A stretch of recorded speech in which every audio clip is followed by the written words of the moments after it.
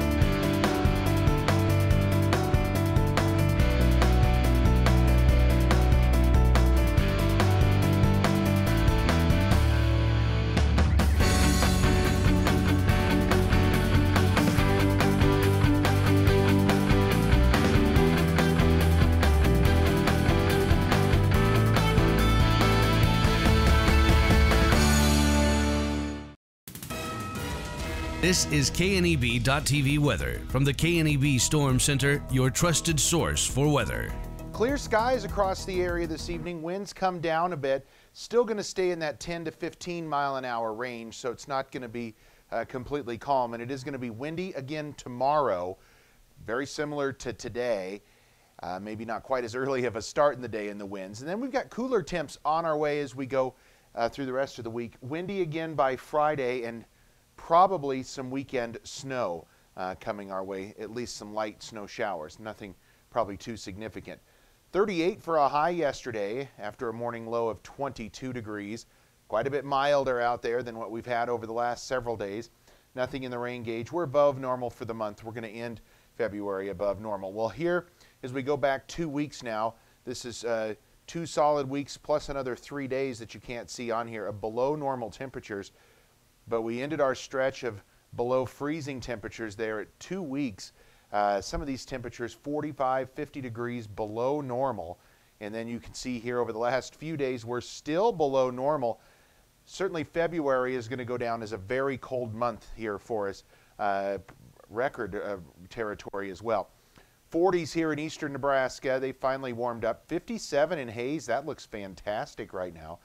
Otherwise, temperatures there in the upper 30s and low 40s across the region. Winds pretty gusty still, sustained 15 to 20. We've got gusts 30 to 40 out there at times, and that's dropping wind chills down into the 20s and 30s here across the region.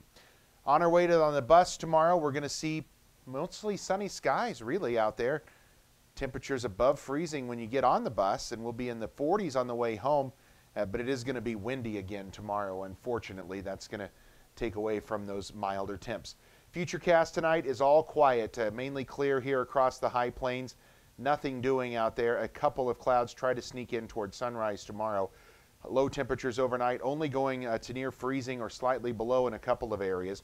For tomorrow, we're back at sunshine to start the day. We'll have a few afternoon clouds in here, and then a little system tries to push across a snow flurry. I don't see much in the way of accumulation with that along those winds and cooler conditions then coming for Wednesday. You will notice a cool down, certainly off to the north, 30s there, 40s, and even some low 50s out here tomorrow out in the southern portions of the Panhandle. Precip very light out there, not much in the way of anything, and any of that snowfall will also be light and under an inch. Tonight then, just mainly clear skies, quiet, decreasing winds, 10 to 20. Winds are back tomorrow though, have no fear. Windy conditions, 25, 35, gusts 45 or more out there tomorrow. And as you can see, not much happening. We're in the 30s to near 40 degrees as we go Wednesday, Thursday, Friday, even into Saturday. Windy conditions again Friday, and then we'll bring in cooler temps for Sunday with mid-30s out there. And really, all of those temps at or below normal here for the next 7 days. We just don't see any big warm-up coming, but certainly a modified Arctic air mass that we had in here from the last couple of weeks. Why settle for Wi-Fi that just usually works?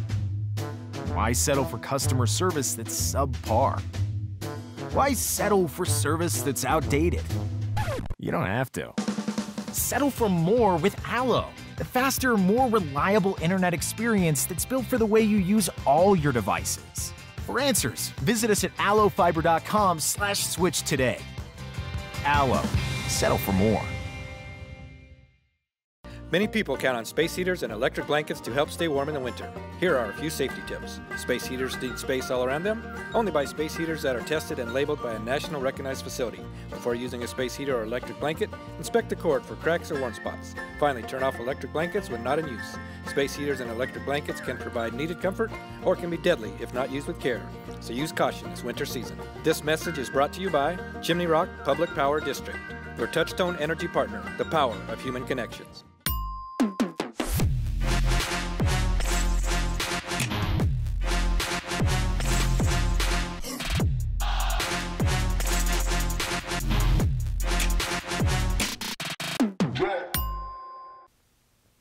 Welcome back.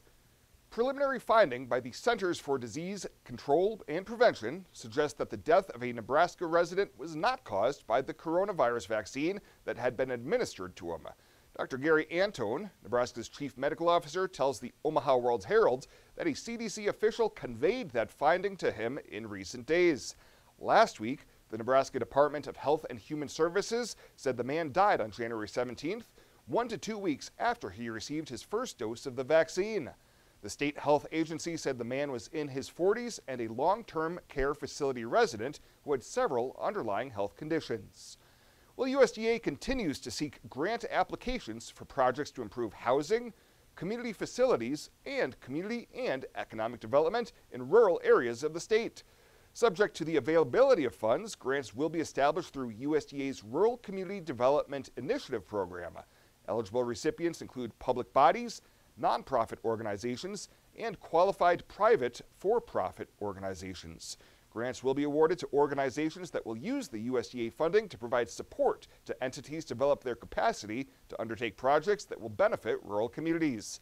Applicants must provide matching funds in an amount of at least equal to the federal grant. And meteorologists in Wyoming have warned that low levels of precipitation across the state could increase the threat of wildfires over the summer. Tim Troutman, a meteorologist at the National Weather Service office in Riverton, told the Wyoming Tribune-Eagle that the state is experiencing its worst drought since 2012, which recorded one of the state's more active wildfire seasons. In 2012, fires in Wyoming burned 875 square miles and cost the state about $100 million to contain. Officials have said more moisture now can help prevent similar conditions later in the year. It is unclear if the state reached its desired precipitation threshold. Well, straight ahead, a great weekend for area wrestlers at state. We'll have more from the sports desk right after this. I've struggled with my weight since I was 13, but weight loss surgery changed my life. I've lost 120 pounds, 80 inches, and gained a whole new outlook on life. Weight loss surgery may be the answer to your weight and health problems. Regional West offers the support of skilled surgeons and a dedicated bariatric team for your journey to a healthier you. Learn more about weight loss options at Regional West. It's time for a new you. Are you looking for the perfect place to hold a wedding, family reunion, holiday office party, or business meeting? Well, look no further. The Hampton Inn and Suites Hotel and Conference Center is just the place for you. We're a full-service banquet facility that can host up to 400 of your guests. Stop in and see our spacious open-concept meeting rooms and begin planning your special event or family gathering today. Let us do the work for you so you can enjoy your guests. For personal service, stop by the Hampton Inn and Suites front desk. For more than 162 years, FNBO has been with you where you are. A bank committed to helping you earn more and save more, so you can do more, both big and small. It's what you can expect from the great big small bank. Now, sports from the FNBO Sports Desk. FNBO, the great big small bank.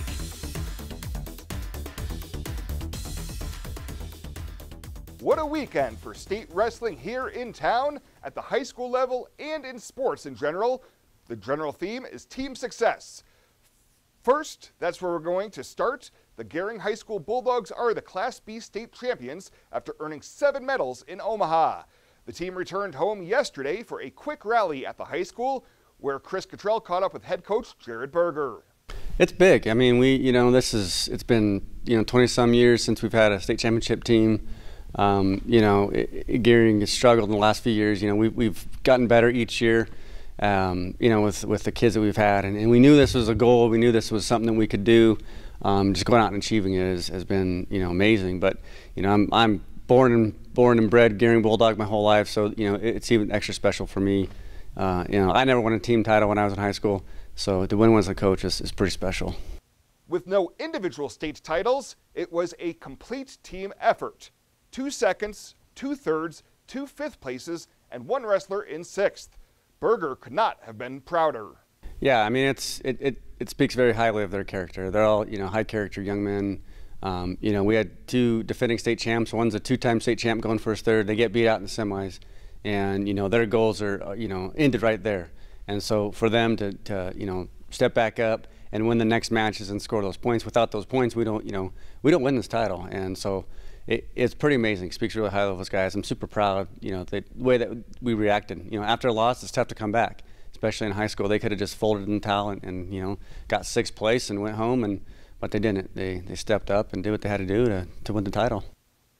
It's Gering's 2nd ever wrestling state championship, the first coming in 1997. Now, the individual glory in a match that will be talked about for years to come. It was Paul Garcia winning gold at 126 pounds, defeating rival Paul Ruff of Gering 1-0 in the double overtime tiebreaker session.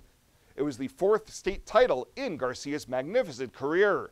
The lone point in the match was a penalty point awarded to Garcia. Garcia becomes just the 34th wrestler in state history to win 4 state titles. He'll take his career to the next level and compete at the University of Wyoming. Now, the match was appointment television if you have a sports pulse here in town, and everyone is curious how it all went down. Here's Coach Berger's perspective on how the match was decided.